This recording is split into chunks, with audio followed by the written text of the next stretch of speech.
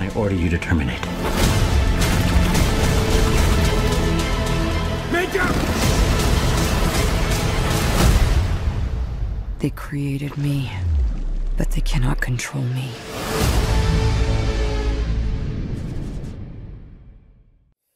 Thank you for joining us for another Movie Lingo discussion. I'm Eddie Lingo. I'm Ron. DeCarlo. And I'm Sean. And today we're finally going to get a chance to talk about Ghost in the Shell, the rendition that has been recently released in films. Looking forward to discussing it, even though it's late. I want to give you guys a heads up. We're going to be going full in spoilers, so if you haven't seen it already, cut it off. But by now, everybody should have seen this movie by now. So to give you a quick synopsis, this film is based on an anime that was released in America in 1995 with English dub in 1995. It involves the character Major, who ends up being her conscience and ends up being placed into a cyborg. And there's also certain attributes, things that they want from her in order to work for the Section 9 and do things for the law. And they put in certain memories, but her actual existence still hangs on, which is what gives you the phrase of the ghost in the shell. And it goes from there as far as an awakening, realizing your true potential, realizing who you really are. And that's where this movie basically goes from there. All right? So I'm going to start off. This time I'm going to start with you, Sean. Tell us, without going too deep, how you felt about this movie. I felt that the setting was perfect. I mean, they threw in stuff that I didn't think that they were going to throw in there. Beautiful things. They did like that alleyway, the water combat scene. Mm-hmm. Anybody who's seen the original knows what I'm talking about. And they did a little bit of tweaking, but that's fine. Mm-hmm. And they even threw in little tips for people who are internet savvy, because you'll see Doge in the movie. Very brief. It's awesome. And the grittiness of it grabbed me. It was a real fun time for the visuals, the settings. And then there was Scarlett Johansson. Well, we're going to have to wait on that one, because that's going to open up a whole nother can of worms. Ron, let me jump to you now. He's about to Tell me how you felt about this movie without getting in too deep, because it's right on the edge. I enjoyed the movie. The things that I feel that I would take away from it isn't significant enough for me to really, I guess, put a negative spin on it. But you said the settings. And I didn't feel the same way about the settings. I thought the movie was visual. Go watch it if you haven't watched it already. 3D is another good movie, much like Doctor Strange, to see in 3D. Oh, yeah. But I felt like the original anime, if you don't watch it 2.0, I felt like they HD everything. The advertising and how futuristic it wasn't that same. It felt like it could be now. And certain elements, I felt like we lost that. We'll talk about it more, but my take was, she, in the anime, you didn't feel her like a robot. She felt like a regular person. The conversation between her and other commanders and other things that were going on, it was a natural. In this one, she moved very robotic. She talked very robotic. The water scene he's talking about, she beats his so bad. What's Kabuto? What's his name?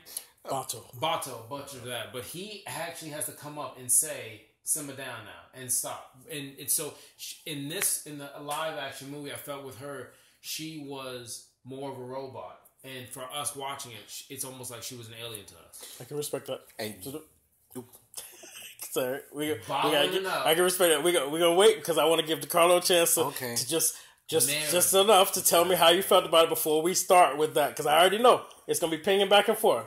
Sir, how you feel about this movie? I found it to be the perfect intrepid of jumping into a huge humanistic kaleidoscope, full of colors, full of atmosphere, but then a con to it to get to you, Ron. Coming out of the kaleidoscope, you're actually dripping with those colors. When you're saying for the settings were a little bit off, because it could have been done as in of the now. It was still great. to jump in that kaleidoscope and having all those colors, everything was simmered perfectly, and it was awesome. It led you to a transcendence like moonlight touching water.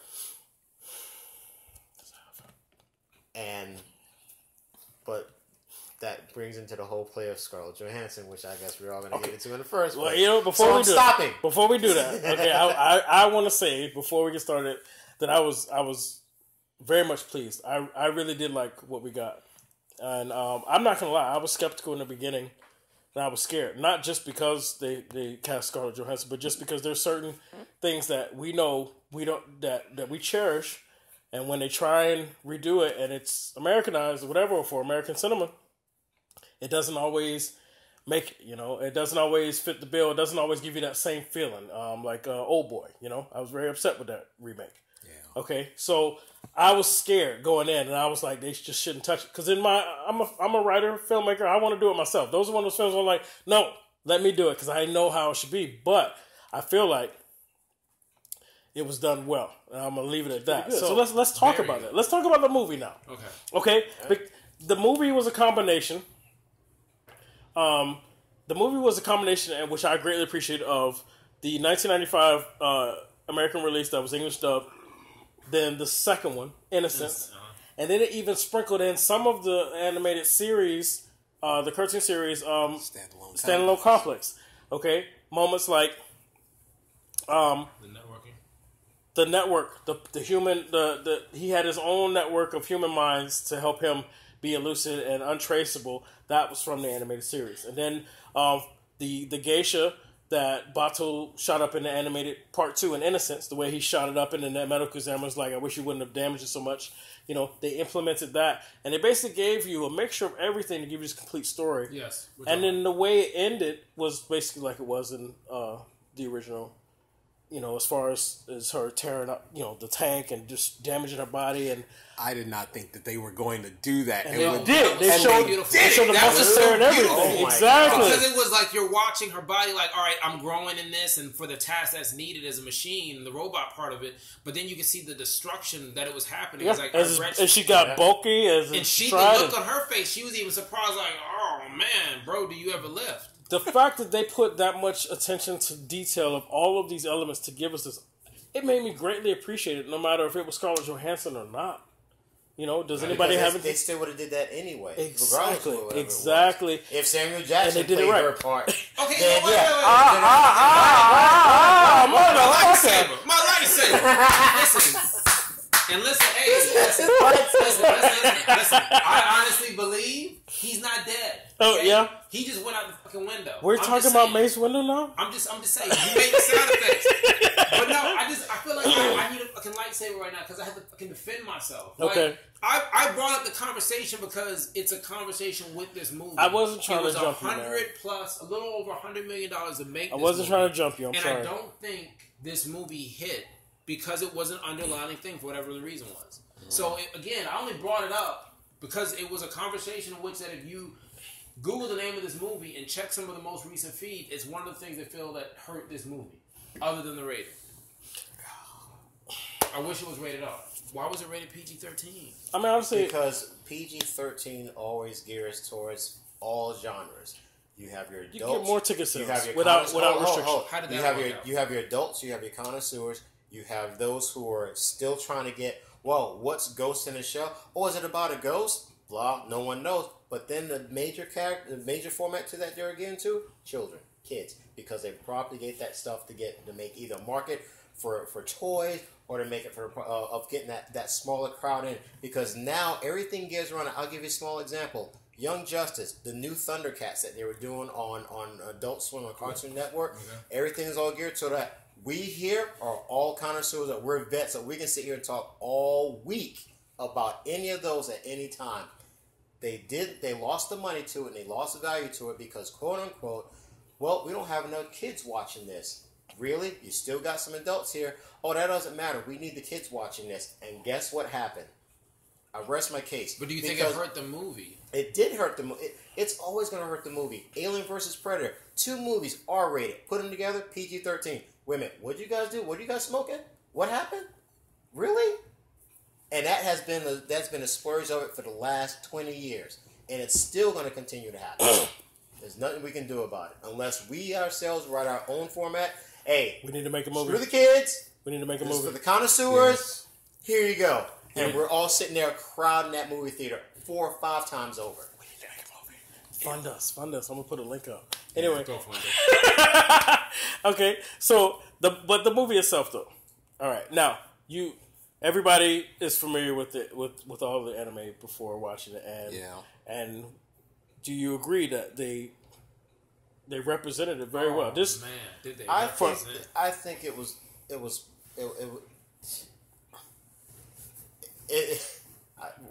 forgive me for saying this. It's like if you never smoked weed, it's the perfect herb right then and there. Just crushed up perfect, no seeds, perfect smell. Even when you got the neighbors coming on, it's like, "What's up?" Oh, that smells really good. And it was breathtaking. You got that ghost in the shell, don't you? You got that ghost in the shell. Don't let me get some of that. Because how many times can you actually look at when somebody took an homage for a cartoon / anime, right? Or video game, or for a video game, right? Make it live action, sir. I think this is what you wanted. Exactly. And open it up. And there's this gleam of light, and the angels are singing. It's like, ooh, yeah. And you just sit back. Exactly. That's how I feel. That's how I feel. That's my honest opinion. Because so many times you get something that has been brought to live action, and you want it to be good, but then they always just slightly miss. Oh, Assassin's like Creed. Missed? How about just going straight to the can? That too, or Yeah, Assassin's Creed. Street Fighter. Assassin's Creed disappointed me, and I'm a big fan. Live action. With all due respect to Raul Julia, Street Fighter, hell to the fuck no. God. Live Hell action. no. Hell no. Live action Fist of the North Star. Fist of the North Hot Star. garbage on a summer day. Okay, you see, like, On a summer so day. out of all the things that have been brought to live action, that have been given the American rendition, I feel like this has been the most accurate in a long time. Yes, I'll agree. I think the way I took why it was so accurate was you had back in the 90s you had the famous critics 2 Thumbs Up. Siskel and Ebert.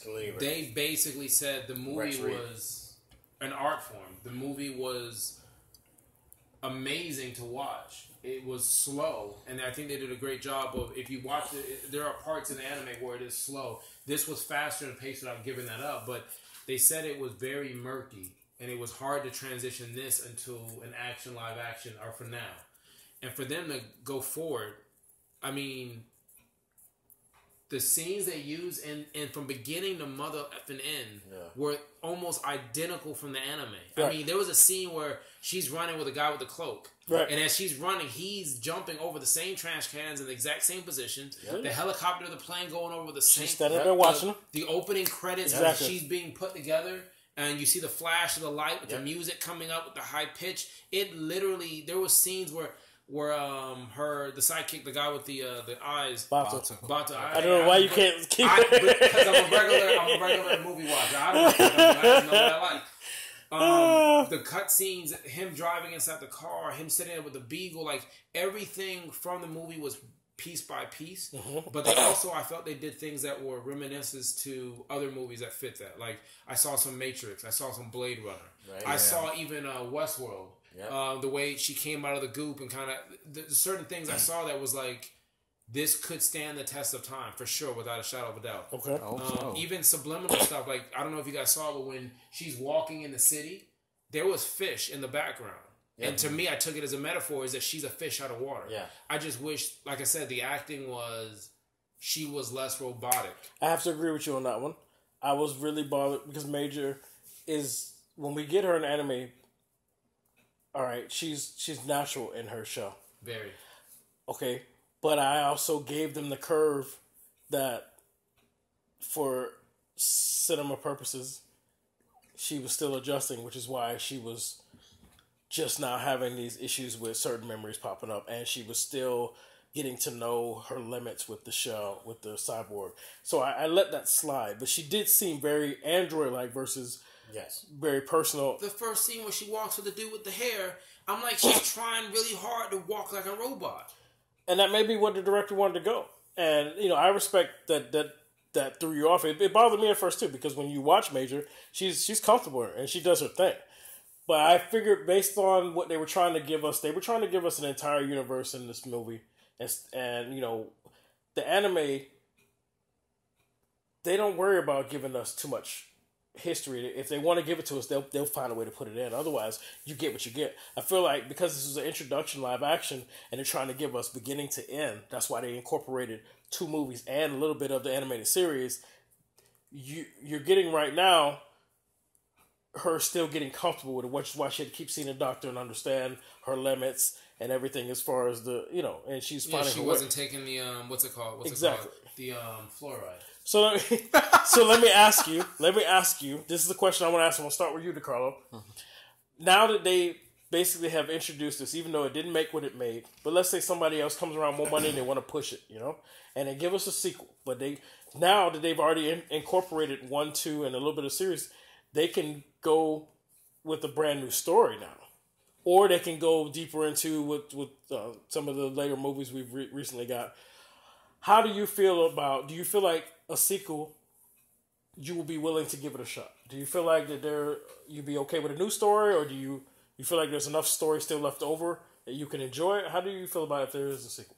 I feel like go either way, because what you were saying earlier, Ron, is that when they were tapping in, and that's when it started tapping at you. It's like, wow, they're touching on every intricate detail of what I saw in the anime. I think it's beautiful, and you have to understand what I'm saying. I think it's beautiful when you can actually have somebody who can come with an idea to make an animation, to do something like, wow, that's awesome. But you can also have another director. It's like, wow, that anime, I want to actually have that acted out. And to flip that script, and to do that, that's what's touching about it. Right. And that's why I think that, I would give it another idea, and it can go either way, and I don't care how it goes. Because now you have somebody that's actually literally, remember when it had for the manga thing, and it had the whole introduction, like, there's that channel, and it speaks your language, blah, blah, blah, blah. That director did that. And hands down, there's no other way to put it. Because what he did was what we've been trying to do with comics and the Marvel movies and the DC movies. And it's like, well, they missed this, and they did this. And they cast, oh my God, what's her name? Oh my God. Well, they cast Halle Berry, which I'm still totally in dissonance with, which is the stupidest thing ever. See, I hold on, let me finish. What they tried to do, and what they try to tap into to do as a comic movie, they still missed. That's why the X-Men franchise sucks. They can't get it right. 100% you have a guy that came out here that did something from an anime. These guys work with a comic book. He worked with an anime and brought that out of the anime into live action. And I'm sitting here floored, and I'm in awe. And I'm like, damn, dude. Awesome. That's my rendition, and that's my answer. Okay.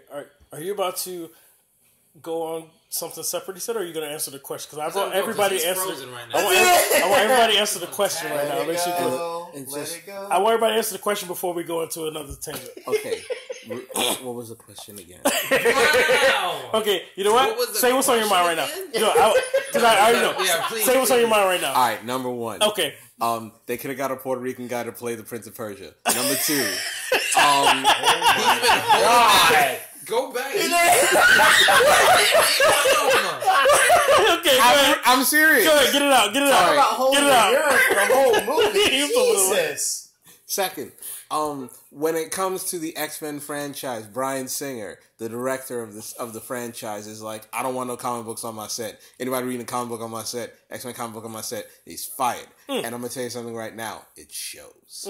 And that's true. And he also fucked up Superman Returns, man. And I try to tell people so much. Sorry. I forgot he did that. Yeah. Superman had baby mama issues, man. Stop it.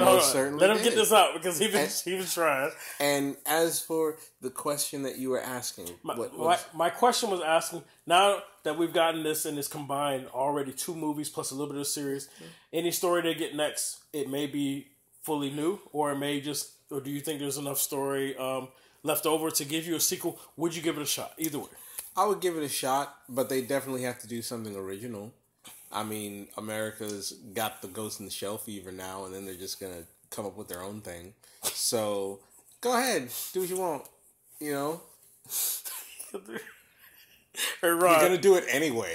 We'll see. I mean, I don't know if it made enough domestically for them to actually make another one, but I need to do my research. I should have did that before we talked. But Maybe worldwide. Maybe worldwide.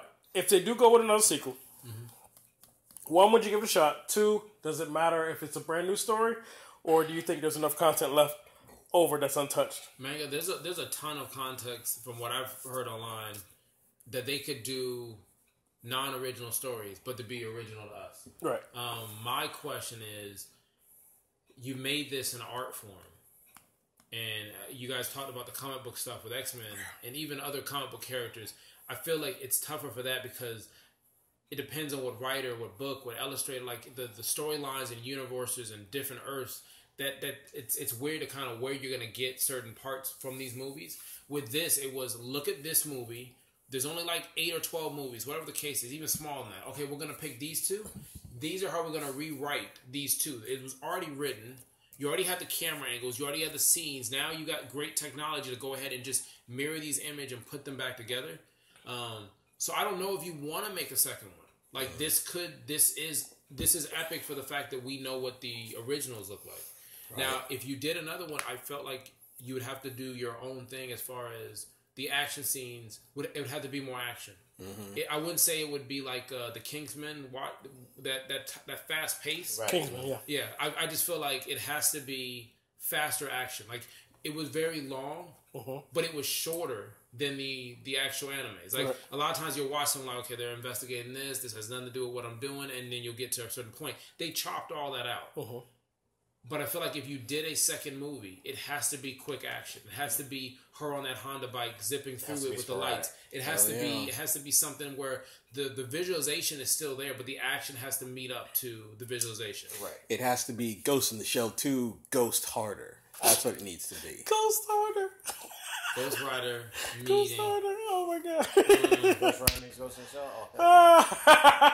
Well, I have to say that honestly, because of how accurate this film was to me, how serious the director took it, to make sure that it was as close to the anime as we can get, I want nothing more than them to get a second shot. I don't care if it's a brand new story. Yes, more action. That's how I feel with sequels in general, no matter where it's coming from. The first movie I expected to be an introduction. Yeah. But after that, there's nothing to introduce. Let's just get fucking to it. That's okay? what I'm saying. Right. I agree with you on that one. But I don't care if it's more of the existing content new. I do want a sequel. And I do want this franchise to continue to grow with Scarlett Johansson. And I'm hoping we'll get that version of Major that's now super comfortable and not as robotic. I want to see that transition. So that's something I do want. Not only that, just the two animes, it was jokes back and forth. Again, like I said, the conversation, just like we're sitting here talking, they would be on a mission, and she's talking to everybody like about anything. But she wasn't really in the second one until the not last 15 minutes. Yeah. And then that line that he says, the puppet master, puppet keeper, whatever they want to call him. Puppet master in the first one, puppeteer in the second one. The conditioner.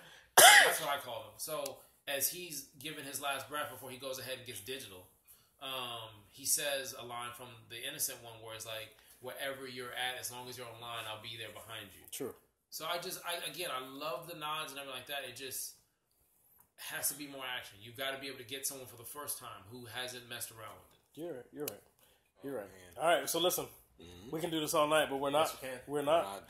We're about to rate this. We're about to rate this. Okay. All right. Okay. So on a 10 scale, I need to know what you were rated and why. I'm going to start with you, Ron.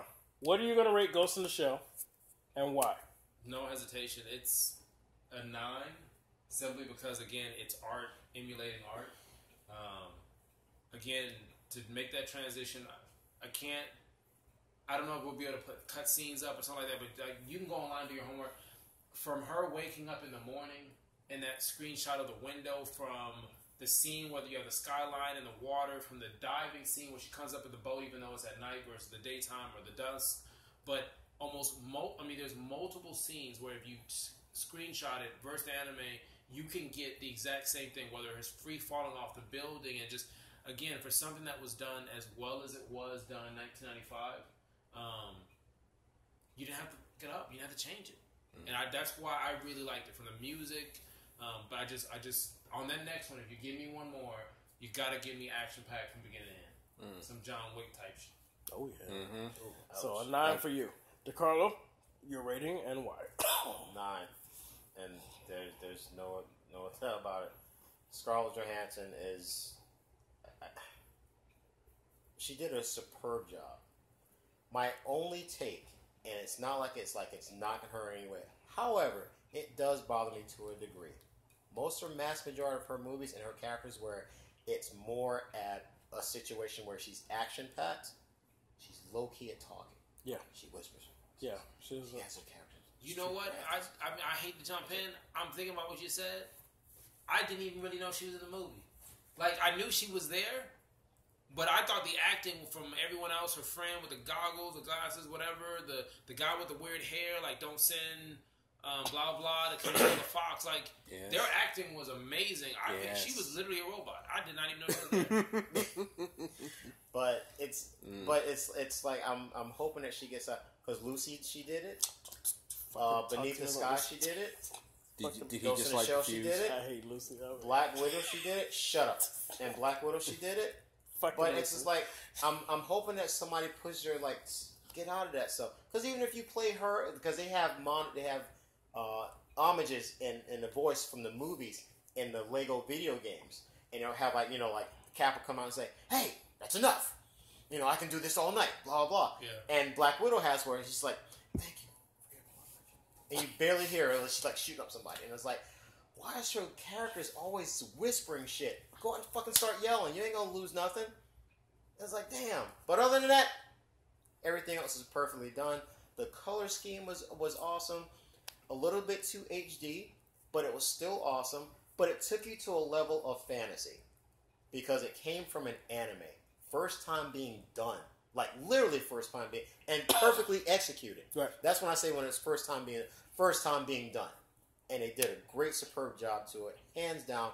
Dude, whatever you're doing now, keep doing it. Give me some more action. Give me some more stories. Get some more anime. Go to some classic stuff. There's tons of stuff before the word anime was known. There was tons of shit before that. There was Akira, there was Lensman, there was Bao, there was Guy.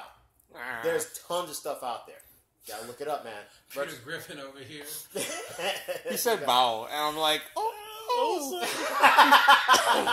I told you I'm old school. Old school. Yeah, that's why you're on this conversation, man. I knew you guys were going to really contribute. Sean, tell me your rating and why, please. I'm going to give Ghost in the Shell, the 2017, an 8. An 8? I'm going to give it an 8. Now I got to pull out the calculator. I'm going to knock you in your teeth with this ball. Come on, tell me why the 8. Tell me why. Right. Tell me why you give it an 8. I give it an 8 because while the movie took time to be really diverse, despite all of the whitewashing. Because listen, they had a black dude, they had that Turkish lady, and then they had that Hong Kong dude. The one Sogasa. Sogasa's my homeboy, and all those cats, and it was a beautiful thing. And then you had Beat Takeshi, and it was beautiful. I found it problematic that they waited until halfway through the credits to play the opening theme from the original Ghost in the Shell anime, and that was like, why would you wait until now to do this? I've been waiting the entire movie. You wanted to hear that early on instead of in the ending credits? That is correct. No, hey, I'm right there with him too, because there's about, if you watch the first one, there's about 2 parts of the movie where there is no dialogue. It is just colors, visualization, and it was just music. It's a beautiful score that goes with it, and it's almost like you got 2 little music videos in there, and that was it. And you only got a little bit in the beginning where you got that little color orb thing going on. Oh yeah, and that was really it. You didn't see it again until, again, like you said, then you got the original theme that kind of played along. Also, they did not have any Tachikomas. That was a mistake. I love the Tachikomas. They are my buddies. Okay, what is a Tachikoma? Because they came in the series. They came later on. That's why I didn't know the series. That's why. They came in the series, yeah. They are little blue robots that do the dangerous work that some of the other members and they resemble spiders. Because they're blue. Because they're blue. Damn Smurfs. They brought them in the series, in the standalone complex. Yeah. So they sprinkled it, you know. Because they're blue. That's it. All you gotta say, because they blue. That's why they didn't make the movie. Wow. La la la la la. Okay, so for me, yes, I respect everything you guys say here. My rating is a 9. The only reason it did not go to 10. The only reason it didn't go to 10 is because of of Scarlett Johansson being too robotic in the beginning. I can't. I have to. That did throw me. It was bothering me at first. Oh, Ghost in the Shell. You know, it's a metaphor. But more like a button. Other than that, everything else was so on point. I feel like the effort was put in to really get it done right. They combined everything to make sure you got the entire universe. I felt that every nod that they put in, I loved it. I really greatly appreciated it, and I really love that movie. So I'm gonna give it a 9 out of 10. So I'm just curious, who would you get to play Major if you could have picked someone else? If I could have picked someone else, because I wouldn't have an answer because I don't understand movies that way. But okay, I know she may not be the specific Asian necessarily, but now because she has turned me on and got everybody else talking about her online, it will be the chick that played on the Iron Fist. Oh! What's her I name? would take some classes from her. What's her name? Her character was something Wing. Jessica Henwick. Colleen Wing. Colleen Wing? I know what you're talking about. Okay. It's the only reason I'm going through that slow, boring Iron Fist. Okay. That's why they call it Iron Fist. Now, honestly, she may not be the specific type of it. Well, you know, she may not fit, but, you know, so, you know, we'll see. But so the rating overall is 8.75. We normally don't have 8.75, but it's cool. Movie Lingo rating is an 8.75, which I think is very strong. If you watched this all the way through and haven't seen it, we spoiled the fuck out of it, but you need to go watch it anyway. Do not boycott this movie. It's not worth it. It's not worth it. Give it a shot.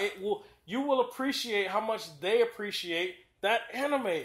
Watch the anime first so you can understand what you get. It's more than anime. They're telling you about, like, I felt like there was stuff they were talking about in this movie we're going through now with privacy and what's real, like what's not, losing ourselves. Exactly. They're saying, hey, listen, the government owns your body. The only thing you still have is your brain. So I want to be that nut, but I'm just saying. All right, yeah. Well, I like this discussion. I'm glad to have you on. Hopefully, I will have, you know, we always had Ron on, and you rarely see me because I'm under contract. But anyway, so, DeCarlo, I'm glad that you were able to join us. Sean, I'm glad you were able to join us. Hopefully, we get you guys on more conversations. I think this is really good, you know, because I don't mind difference of opinion. I love us hashing it out. I want to thank you for joining us for another Movie Lingo discussion. I'm Eddie Lingo. And I'm someone who's trying to stay under the radar. DeCarlo, right here. And I'm Major, and I approve this review. Oh, shut up. And we'll see you on the next one. Everything they told you was a lie. Who are you?